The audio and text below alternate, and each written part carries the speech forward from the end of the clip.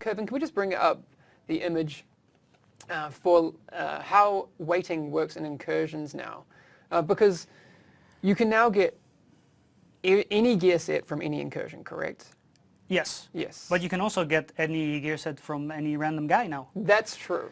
So, but, so I know people in regards to this have said, you know, well, it forces me, it's going to have less chance for me to find what I'm looking for. The opposite's true, right? Like mathematically, you should be able to target the drops you want in a more efficient way. Yeah, and you should actually be able to target gear sets that were previously in Underground DLC.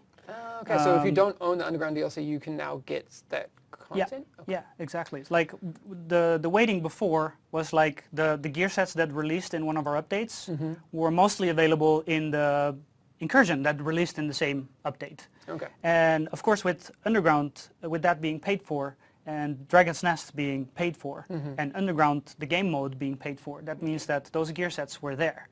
So what we changed here in general is that all gear sets are in like all those common drops from regular enemies, but we still wanted to give you a way to target certain things.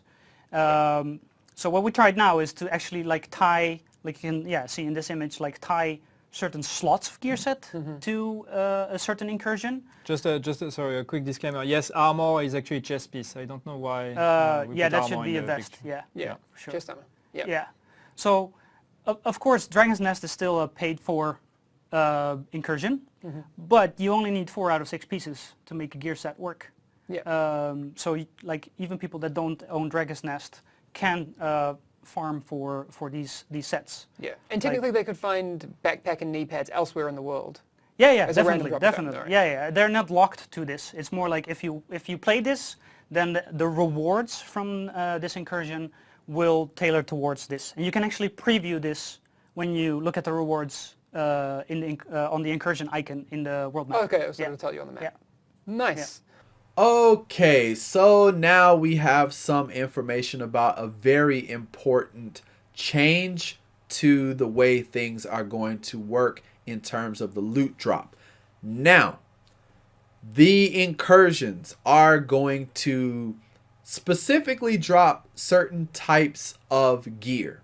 So, if you looked at the kind of, I guess, splash or whatever you want to call it, the picture that they had on screen, then they basically said that Falcon Lost is going to have gloves and masks, and Clear Sky are going to have chest pieces, and they're going to have holsters, and Dragon's Nest are going to have backpacks and knee pads. So if you don't have the DLC and you're looking for a backpack or a knee pad, you can still find them in the regular world, and they can still drop from any other place. But if you really, really, really need one, the fastest way to find it will be in an incursion at the rewards or at the final boss battle after you clear it, and you should get something in that type.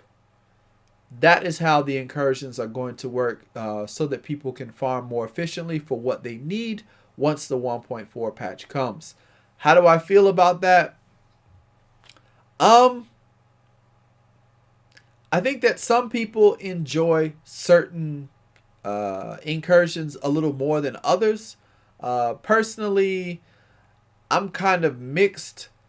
I enjoyed all of them to some degree, but they weren't the most fun that I had in the game. A lot of the memories and the fun that I really had throughout the game were just going around the regular world or going into the dark zone and just having a good time. Some of the incursions were, not some, they were all lacking in terms of their mechanics, and they were all a little bit very simple and very short, in my opinion. You may disagree with me, but you know, that's your opinion. The other thing though is that now the enemies are going to be much easier to kill and players are going to be much stronger. So I think that the Incursions may become a lot more enjoyable, and I hope to see if that is the case. And if that is, I think this is a very good addition, and it will help people to be able to play different things to get more out of the game. The level 33 mods. Right. Yes. So what's happening there? Because I mean, that's for people who haven't been on the PTS, they don't have access to those in the live game. What can you tell us about level 33 mods? That they're there now. Yes! In a level 33 world, then you should be getting level 33 mods. In addition to that, there were also a couple mods that didn't come in certain qualities. Or like the laser pointer? Exactly, Yeah. like the small, like your pistol laser pointer and stuff like that. That's That's literally also unplayable. that's also gone. So all mods, all qualities, all levels. Yeah. Nice. So now the mods are level 33, and they're going to be in the game. They're not in the 1.3, but they will be in 1.4. Now, these mods are going to be much better and much stronger. And it's kind of funny that they let the cat out of the bag and said the reason why we didn't see 33 level mods before was because they knew they had a problem, and introducing stronger mods would make the problem even worse. Good on them for spotting that and not putting it in the game, but at the same time, we would have liked to have them. But I guess more than likely, a lot of people would have hated it if those things were in the game. But it's cool to know that now these things are going to be in the game, and they will affect you, and you can get them, in all different flavors. So you'll have all the mods, all different qualities, and all different levels suited so for you can level up as you play through the game. Again, a lot of people are already at the end game, and they're in the highest tier bracket. Not everyone. I know it's not everyone, but a lot of people are. So this will be something new, and I think people are looking forward to this the most, because new content is not going to be out for at least another month. So this is something very new that will affect how strong your character will be, and I'm looking forward to seeing these new mods in action. Understand that. But I've seen a lot of questions about stash increase. That's not happening, to be clear. We know you guys have talked about it a lot. Yeah. It's not happening for 1.4. Underground checkpoints, any progress for 1.4, it's not going to be for 1.4. It's also something we want to look at, but it's not going to be 1.4. How do the weapon skins work now? Well, if you missed that news, you only need one of them, and you can apply them to all weapons, and also they don't take up any inventory space. Okay, so the PTS has been reset for week 3, and all of the stuff that you did or earned in week 3 or week 2 is now gone and erased. I'm sure people are already caught up and have the great builds that they wanted. So if you're on PTS, enjoy it, have fun, do whatever you want with it, and keep the community interested, I guess, in what's going on with it, and also keep us informed on what things you think need to be changed. I think if you're on PTS, really you should be active, because you are the game tester at this point. So if you want to see the game improve, then you really should be doing your best to keep up with the forums and letting people know what bugs you come across, or what things are really broken or OP, or you find really just don't work out. That's kind of important. Now, on to the questions that Hamish brought up, or is bringing up. The stash increase is not happening. Didn't expect it to happen, and it probably won't happen for a little while. The underground checkpoint is not going to be in 1.4. Sorry to hear that. I'm sure a lot of people would have liked to see the underground become more of a viable thing, but without the checkpoints, you have to go all the way through it from top to bottom, which is how they designed it, but I think for some people it can be quite challenging. Hopefully once all of that gear falls into their lap, it'll be a little bit more manageable. We'll see how that goes. If you're just tuning in on Twitch, you can listen to this, or you can watch it on the past broadcasts, if that's your thing, if you wanted to go back and watch the start of it. We now have this available in podcast format. From last week, we had that one up. There are certain people online who do recaps of these things as well, which we really appreciate. certain people who do recaps. Well, there are certain people who do recaps of the state of the game, and honestly, it always bothered me that there were certain people who I will not name because it's more than one who would put out these uncut videos of the state of the game and basically make money off of it. It takes time to make videos, I know. And of course you want to keep your subscribers entertained and informed, I know. But to blatantly just take content from one place, do very little to it that, you know, you have actually done besides put a watermark, I think is kind of cheating the people who are watching. Twitch, you can watch those live streams anytime. I do not, even when I made that kind of special report video with that series of videos that was like hours and hours long, what I can say is that I went through all of those videos and I watched that entire thing and I took notes, just like I do for these. I took notes, so many notes, and I write them down so that I can have something prepared for you guys, so that if you didn't want to watch all of the videos, you didn't have to. You could just watch that beginning and kind of know what it was about and be able to see it. For people to just put stuff up raw, uncut, untouched, that's really lazy. And I hope if you're watching my videos, you don't support people that do shit like that. Real talk, that's scumbaggy.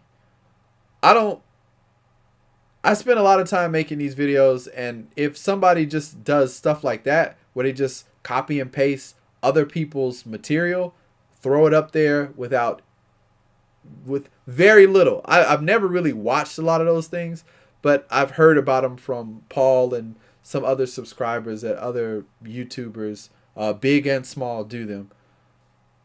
I can't support that, and I think the people who do that should be ashamed of themselves. If you're making content and you're making it for the people, for the community, do what you can to make it your content. That's how I feel about it. You can disagree. You can say, oh, Khan, you don't put out that many videos. There's a reason why. I'm doing all this shit by myself. And I have a life and a job. And yeah. Anybody who knows about making YouTube videos should know. But enough of my little mini rant. We'll get back onto this. One small thing, I see people commenting about that, and it's very important. Stuttering on consoles, people saying we're focusing on PC, we're not fixing. We have a fix for stuttering on consoles, so yes, that should be much better in 1.4. Again, stuttering can be caused by many things, so we don't know yet if we caught all the reasons for it, but a big bunch of it, most of it should actually be fixed with 1.4 because we found the reason for the main reason for stuttering. So don't worry, console guys, we're not forgetting about you. We're not just focusing only on the PC. We are also, in the same time, adding fixes for console issues. Same with disconnect on PS4 during Incursions and these kind of things. Yeah, so, exactly. Yeah, we have a bunch of fixes for you guys. Exactly. Those stutter fixes and stuff for console, I know people, and I totally understand it. It's frustrating right now to have to wait till 1.4, but those things have to be a lot of client fixes, not just server-side things, which we, if they were, that'd be great, but we unfortunately don't live in that world right now. Stuttering on consoles has been fixed in the 1.4. I didn't really see so much stuttering, but lag and performance need to get that fixed. That is my number one issue with performance for the PlayStation 4. I really hope that they fix that, and that stutter is the lag thing that they're talking about. I don't know if it is, but I hope that the lag and all that stuff is fixed. Seriously, fingers crossed. I hope that that's getting fixed. Console players being frustrated. Yeah, console players are very frustrated that they have to wait and there's nothing they can do except listen and wait. Where is Liam Neeson when you need him? That's pretty much that. And consoles are getting improvements. They're not really talking about a lot of them for the PTS, but there are improvements coming for the console. So PS4, Xbox One players, get ready to have some new stuff come your way in terms of quality assurance and making sure that the game runs better or is better in the long run. I'm really looking forward to that. And I just want to see what the 1.4 patch is going to be. The PTS, for me, because I don't have access to it, really is not on my radar at all. I'm looking forward to 1.4. Once that drops, we're going to go in. And we're going to really test it out and see if it's good or garbage. All right, so that is it for this week's State of the Game or last week's State of the Game, whatever. I hope you guys enjoyed this video. I know a lot of you really look forward to these breakdowns and hearing my opinion about it. Thank you very much. Seriously, I appreciate you guys. Thank you for showing so much love and support to the channel and for coming back week after week and giving me your opinions and putting your 2 cents in. All I can say is thank you guys very much. That's really, I'm really happy and grateful that the channel is what it is and people are enjoying what I'm doing. So if you are a huge supporter of this channel, thank you very much. Sincerely, from the bottom of my heart, I appreciate it. For the people who take the time to watch all of these videos, you guys are the best. There's really nothing else I can say about that. But yeah, that's pretty much it until the next video. Thank you. Thank you. I am Khan, TDK, Mr. So Real. Until the next video, I'm gone. Peace.